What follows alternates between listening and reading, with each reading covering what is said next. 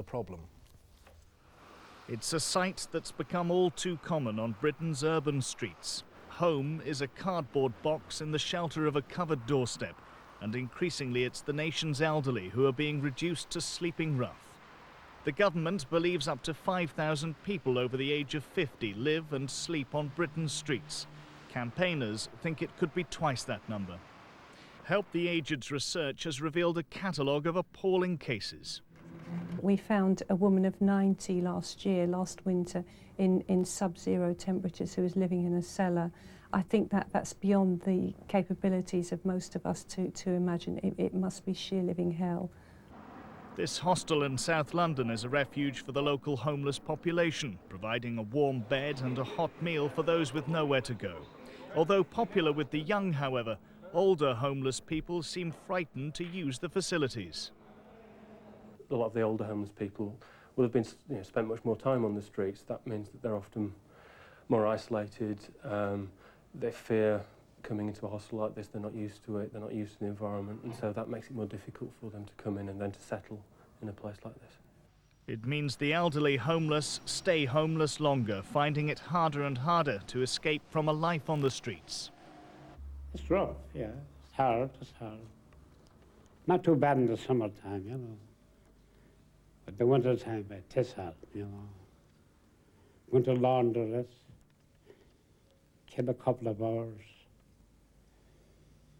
You go into the library, just killing time. It is rough. Help the Aged's new campaign aims to get the elderly homeless off the streets and into real accommodation.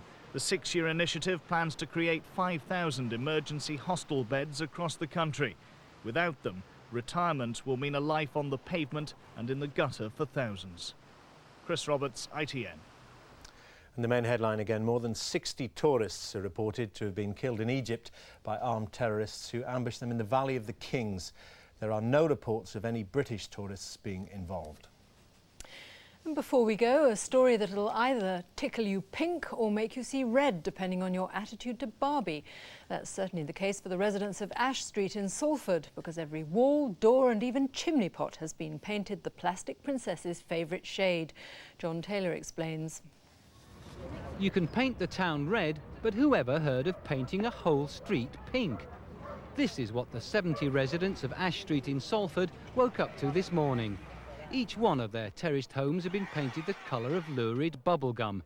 The road will be pink too eventually, but it won't be painted. When we realised we were not going to be able to paint the road because of the weather, I had to go and order 100 yards by 20 yards worth of carpet. I walked in and the guy said, "You are joking me." I said, "No, I need 100 yards by 20 yards and I need it right now." And I think he thought I was Jeremy Beadle. The pink terraces in the heart of Coronation Street land have caused quite a stir, but Ash Street residents aren't doing this for nout. For the next month, the street will be used for a Barbie advertising campaign. In return, her makers have given £8,000 for children's play projects. Look out for a pink month. The current #1 is already raising her profile amongst doll buyers. Barbie's makers have promised the pink paint will be off by December the 25th. It had better be. Santa might be very confused. John Taylor, ITN. That's it from us. Join John Suchet at